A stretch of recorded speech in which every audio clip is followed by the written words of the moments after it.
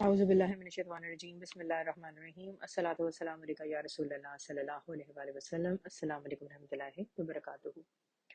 حضور پاک صلی اللہ علیہ وسلم جو 35 سال کے تھے تو اس وقت خانہ کعبہ کی دوبارہ تعمیر کی گئی تھی، اور ہجر اسود کا ایک بہت مشہور واقعہ ہے وہ بھی ہوا تھا۔ خانہ کعبہ کی تعمیر کیوں کی گئی تھی؟ جب حضرت ابراہیم علیہ السلام نے خانہ کعبہ بنایا تھا تو اس کے بعد تقریباً ہر سال ہی حج یا طواف ہوتا تھا، اور مکہ کے لوگ خانہ کعبہ کو چمڑے اور اون کے کپڑے سے بنے ہوئے غلاف سے ڈھانپا کرتے تھے، لیکن چھت نہیں ہوتی تھی۔ اندر جانے کے لیے ایک دروازہ ہوتا تھا۔ زمین اور جو دروازہ تھا اس کا لیول برابر تھا۔ یہ دروازہ اب جس طرح بہت اوپر کر دیا گیا ہے ویسے نہیں تھا۔ تو قریش جو تھے وہ خانہ کعبہ میں بہت انگیٹھیاں جلایا کرتے تھے، خوشبودار لکڑی جلایا کرتے تھے، جس کی وجہ سے ایک دفعہ خانہ کعبہ کے غلاف میں آگ لگ گئی تھی اور دیواروں میں کریکس آ گئے تھے جلنے کی وجہ سے۔ پھر ایک مرتبہ یہ ہوا کہ بارشیں بہت زیادہ ہوئیں، اور بارش کا پانی جو تھا چھت نہ ہونے کی وجہ سے خانہ کعبہ کے اندر جمع ہو گیا، اور اتنا زیادہ پانی تھا کہ اگین دیواریں ٹوٹنے لگی۔ تو اس سال پھر قریش کے تمام سرداروں نے یہ فیصلہ کیا کہ خانہ کعبہ کی دوبارہ جو ہے وہ تعمیر کی جائے، اور اس تعمیر میں صرف وہی کمائی یا پیسہ استعمال کیا جائے گا جو کہ حق حلال کا ہوگا۔ جوئے، شراب کی فروخت اور اس طرح کے ڈفرنٹ حرام کاموں سے وہ پیسہ نہیں ہوگا۔ تو اس بات پر پھر جتنے بھی قبائل تھے ان ساروں میں خانہ کعبہ کی تعمیر کا کام بانٹا گیا۔ حضور پاک صلی اللہ علیہ وسلم بھی اپنے چچا حضرت عباس رضی اللہ عنہ کے ساتھ بڑے پتھر اٹھا کر لگایا کرتے تھے۔ اچھا، یہاں پہ ایک یہ بھی بات ہوئی کہ جب خانہ کعبہ کی دیواریں انہیں گرانی تھیں تاکہ دوبارہ سے تعمیر کی جا سکے، تو بہت ڈر تھا کہ کہیں بے حرمتی نہ ہو، اور اگر ہم نے ایسا کیا تو کہیں ہم پہ اللہ تعالیٰ کا عذاب نہ نازل ہو جائے۔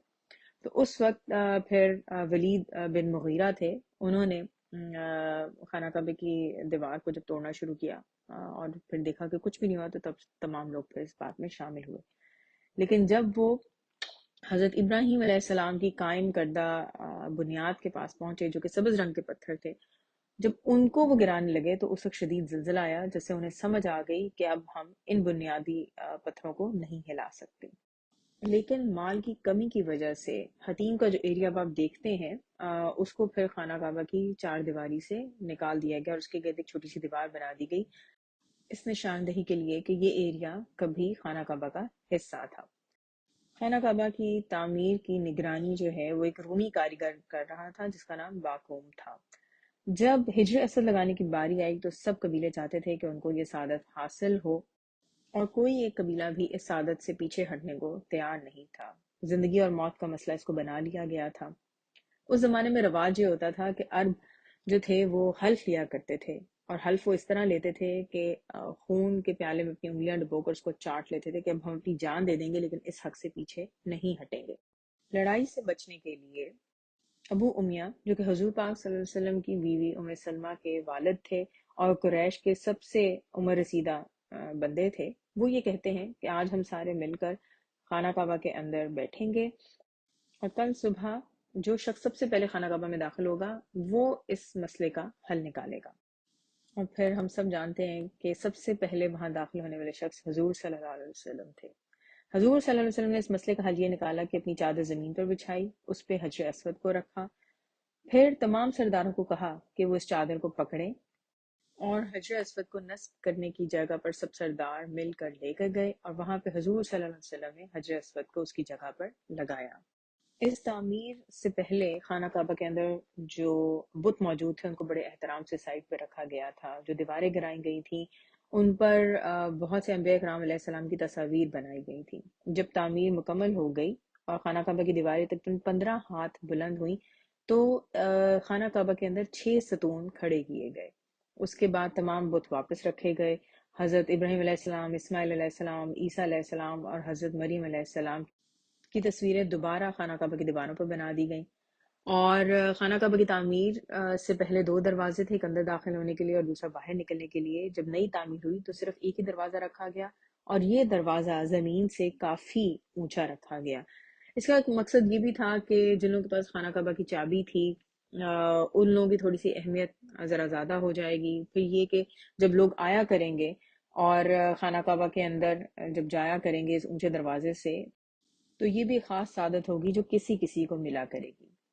اس وقت رول یہ ہوتا تھا کہ خانہ کعبہ کے اندر لوگ پیر اور جمعرات کے دن صرف جایا کرتے تھے۔ خانہ کعبہ کے اندر لوگ قسمیں کھایا کرتے تھے اپنے بہت سے معاہدوں کے لیے، اور یہ بات بہت مشہور تھی کہ اگر کسی نے جھوٹی قسم خانہ کعبہ کے اندر کھا لی تو اس کی زندگی اجڑ جائے گی۔ فتح مکہ کے موقع پر حضور صلی اللہ علیہ وسلم نے حضرت عائشہ رضی اللہ عنہ سے فرمایا تھا کہ سرمایہ کم ہونے کی وجہ سے ہمیں حتیم کا حصہ کعبہ کی باؤنڈری سے باہر نکالنا پڑا۔ اگر یہ قوم نئی نئی دین میں شامل نہ ہوئی ہوتی تو میں کعبہ کی عمارت کو گرا کر حتیم کا حصہ دوبارہ خانہ کعبہ میں شامل کر دیتا۔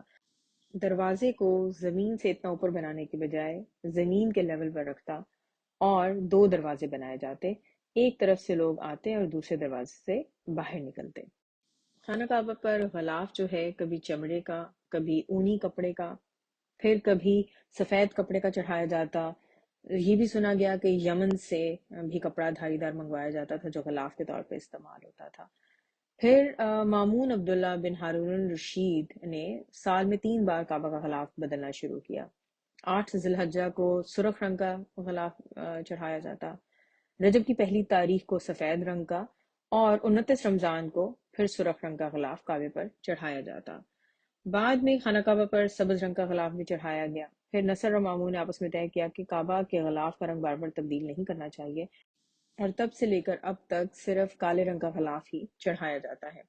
خانہ کعبہ کے غلاف کو کسوہ کہا جاتا ہے، اور اب جو کسوہ ہر سال حج کے موقع پر تبدیل کیا جاتا ہے یہ کالے رنگ کے ریشم اور سونے کی تاروں سے تیار کیا جاتا ہے۔ الصلاۃ والسلام علیکم یا رسول اللہ صلی اللہ علیہ وآلہ وسلم۔ السلام علیکم ورحمۃ اللہ وبرکاتہ۔